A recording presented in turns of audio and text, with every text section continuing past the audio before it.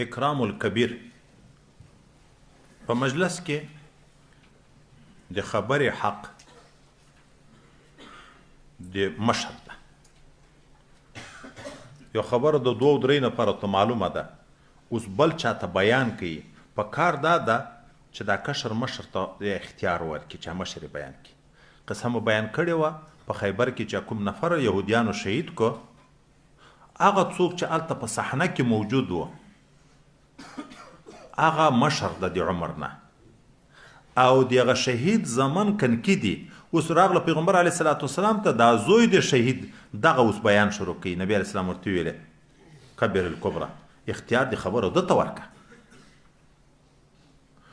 اوس د دغه حدیث مبارک نه دا معلوم شو چې بیان خبرو حق د مشرانو ده، کشرانو ته سکوت پکار ده.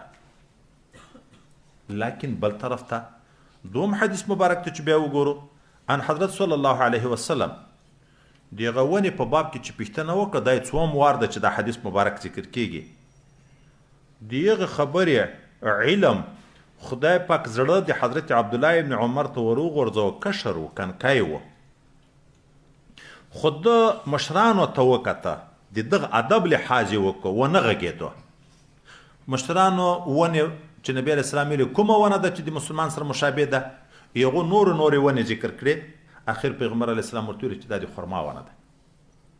چې د باندې راووته حضرت عبدالله خپل قبلګاه مبارک حضرت عمر رضی الله تعالی عنهما خپل قبلګاه صاحب ته ویلې ما ته اول زړه ته راولوېده چې دا د خرما ونه ده. نو ولې ونه غږېدې؟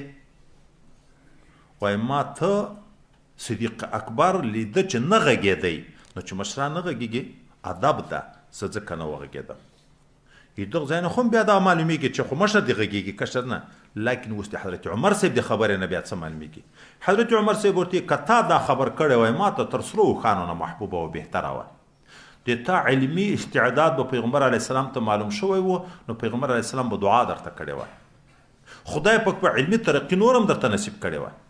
نو د دغه ځای نه وای بیا دا معلومیږي دا خبره چې په مجلس کې مشر ته بیان کې مشر ته احترام او قدر دا ده چې یخته نبات ورکړی شي، دا هلته چې په علم کې ټول سره برابر وي. اوس دا او دا او دا مثلا درې ملګري دي، درې سره مدرسه کې یو کال ګډ سره تیر کړی ده، د دغه بیان اوس په یو بل ځای کې کوي، نو دلته د مشرتوب او د کشرتوب اهتمام وکړي، مشر ته د لمبر ورکړي. خو خبره داسې ده دوه د نفر د یو لوی دی یو کشر ده، خو هغه مساله کې چې اوس بیان شروع کیږي په هغه کې د کشر علم شته د مشر نشته، نو بیا به عمر اعتبار وي که د علم، وای بیا د علم اعتبار ده. اخو دغه مساوات په صورت کې خبره ده، که د علمي استعداد په لحاظ باندې فرق موجود و، کشر عالم ته خدای متعال ښه استعداد ورکړي، تر مشر عالم ګوره ویم دواړه علما وي، خو په هغه جزئیاتو باندې چې هغه کشر ته علم وي، مشر ته په هغه باندې علم نه وي، کشر لګیا شي په هغه جزئیاتو باندې لګیا شي، دا بیا ادبي نه بلل کېږي. چې اوس مشران ملایان ناست دی غږېږي، خو د هغه خبره نه خو نه خبره ده. نو وایي هغه چې اعتبار د اهتمام د مشري ده، دا په هغه صورت کې چې په علم کې سره برابر ویم، لکه د امامت په مسله کې چې په علم کې برابر ویم، نو لا اقل دی و امتیاز ته دی ګوري، حتی د عمر مشرۍ ته دی مو ګوري. په خبره کې هم دغسې ده. او که په علم کې نه سره برابر، اعلی علما ته اعتبار د عالم عامل معلم درې سره صفات چې ویو کې موږ او تاسې دومره ترمذي کې نه ویلې چې د اسمانو په ملائکو کې دغته کبیر ویایي.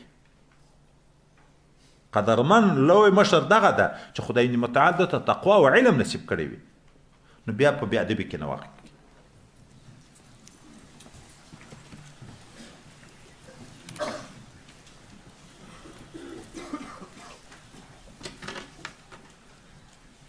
الحمد لله رب العالمين وراقبة المتقين والصلاة والسلام على حضرة رسوله محمد وعلى آله وأصحابه أجمعين.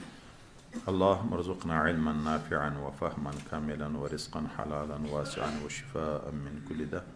اللهم أرنا الحق حقا وارزقنا اتباعه وأرنا الباطل باطلا وارزقنا اجتنابه. اللهم إنا نسألك حبك وحب من يحبك وحب عمل يقربنا إلى حبك. اللهم إنا نسألك فعل الخيرات وترك المنكرات وحب المساكين وإذا أردت بعبادك فتنة فأقبضنا إليك غير مفتون.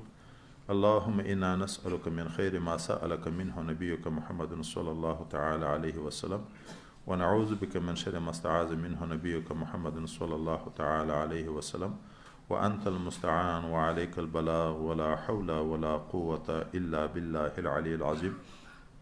خدای دې متعال موږ ټول ته خپل رضا نصیب وګرځي.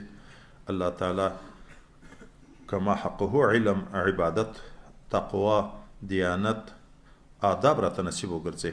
خدای پاک طرفة العین او قلم خپل نفسو ته مسپاره د شر د نفس نه، د شر د شیطان نه، د فتنو د اهل زمان نه موږ ټول مسلمانانو ته حفاظت نصیب وګرځي.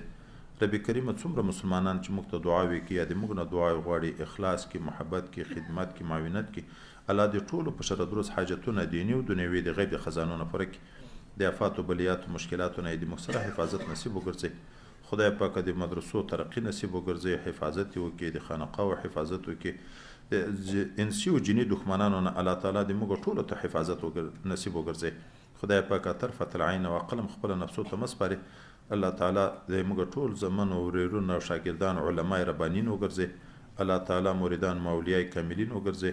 خدای پاک د مشایخ کرام او اساتذه کرام او والدین او حقداران او درجات عالیه جنت الفردوس د تا رضا ته دیدار نصیب کړي.